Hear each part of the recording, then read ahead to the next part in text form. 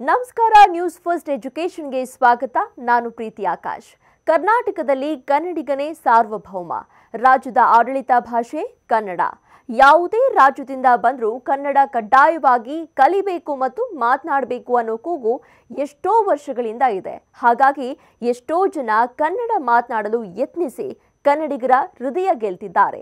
ಅಂತೆಯೇ ಇನ್ನೂ ಕೆಲವರು ಕನ್ನಡ ಮಾತನಾಡಲ್ಲ ಅಂತ ದರ್ಪ ತೋರಿರೋ ಘಟನೆಗಳು ನಡೆದು ಹೋಗಿವೆ.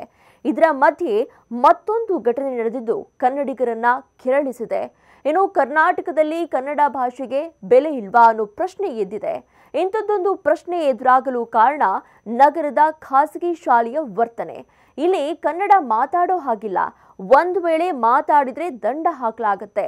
ಮೊದಲ ಸಲ ಕನ್ನಡ ಮಾತನಾಡಿದ್ರೆ 50 ರೂಪಾಯಿ, ಎರಡನೇ ಬಾರಿ 100 ರೂಪಾಯಿ ದಂಡ ವಿಧಿಸಲಾಗುತ್ತೆ ಅಂತ ಬೆಂಗಳೂರಿನ ಕುಮಾರಕೃಪಾ ರಸ್ತೆಯಲ್ಲಿರೋ ಸಿಂಧಿ ಪ್ರೌಢಶಾಲೆ ವಿರುದ್ಧ ಇಂಥದ್ದೊಂದು ಆರೋಪ ಕೇಳಿಬಂದಿದೆ. ಕನ್ನಡ ಮಾತೃಭಾಷೆಯಾಗಿರುವ ವಿದ್ಯಾರ್ಥಿಗಳಿಗೆ ಕನ್ನಡದಲ್ಲಿ ಮಾತನಾಡಲು ವ್ಯವಹರಿಸಲು ಶಾಲೆಗಳಲ್ಲಿ ಅವಕಾಶ ಕೊಡಬೇಕು. ಆದರೆ ಶಾಲೆಯು ಇಂಗ್ಲಿಷ್ನಲ್ಲಿ ಮಾತನಾಡಬೇಕೆಂದು ವಿದ್ಯಾರ್ಥಿಗಳ ಮೇಲೆ ಒತ್ತಡ ಹೇರ್ತಾ ಇದೆಯಂತೆ. ಈ ಬಗ್ಗೆ ಕನ್ನಡ ಅಭಿವೃದ್ಧಿ ಪ್ರಾಧಿಕಾರಕ್ಕೆ ದೂರು ಕೂಡ ಸಲ್ಲಿಕೆಯಾಗಿದೆ. ಈ ದೂರಿನ ಆಧಾರದ ಮೇಲೆ ಕನ್ನಡ ಅಭಿವೃದ್ಧಿ ಪ್ರಾಧಿಕಾರದ ಅಧ್ಯಕ್ಷ ಪುರುಷೋತ್ತಮ ಬಿಳಿಮಲೆ ಅವರು ಬೆಂಗಳೂರು ಉತ್ತರ ಜಿಲ್ಲೆಯ ಡಿಡಿಪಿಐ ಅಂಜನಪ್ಪ ಅವರಿಗೆ ಪತ್ರ ಬರೆದಿದ್ದಾರೆ. ಇನ್ನು ಪತ್ರದಲ್ಲಿ ಶಾಲೆಗೆ ಭೇಟಿ ನೀಡಿ ವಿದ್ಯಾರ್ಥಿಗಳು ಮತ್ತು ಶಿಕ್ಷಕರ ಜೊತೆ ಸಮಾಲೋಚನೆ ನಡೆಸಿ ವಾಸ್ತವಾಂಶಗಳ ವರದಿ ಸಲ್ಲಿಸುವಂತೆ ಅಂಜನಪ್ಪ ಅವರಿಗೆ ಸೂಚಿಸಿದ್ದಾರೆ.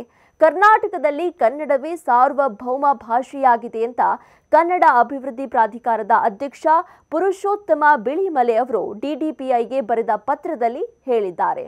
ದೂರಿನ ನೈಜತೆಯ ಬಗ್ಗೆ ಪರಿಶೀಲಿಸಿ 1 ವಾರದ ಒಳಗೆ ವರದಿ ನೀಡಲು ಸೂಚಿಸಿದ್ದಾರೆ.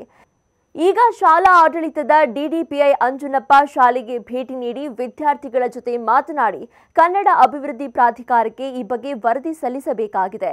ದೂರಿನ ನೈಜತೆ ಬಗ್ಗೆ ಪರಿಶೀಲನೆ ನಡೆಸಬೇಕಾಗಿದೆ. ಇನ್ನು ಈ ಆರೋಪದ ಬಗ್ಗೆ ಪ್ರತಿಕ್ರಿಯೆ ನೀಡಲು ಸಿಂಧಿ ಶಾಲಾ ಆಡಳಿತ ಮಂಡಳಿ ನಿರಾಕರಿಸಿದೆ. ಮತ್ತಷ್ಟು ಇಂಟ್ರೆಸ್ಟಿಂಗ್ ಮಾಹಿತಿಗಾಗಿ ನ್ಯೂಸ್ ಫಸ್ಟ್ ಎಜುಕೇಷನ್ ಸಬ್ಸ್ಕ್ರೈಬ್ ಮಾಡಿ.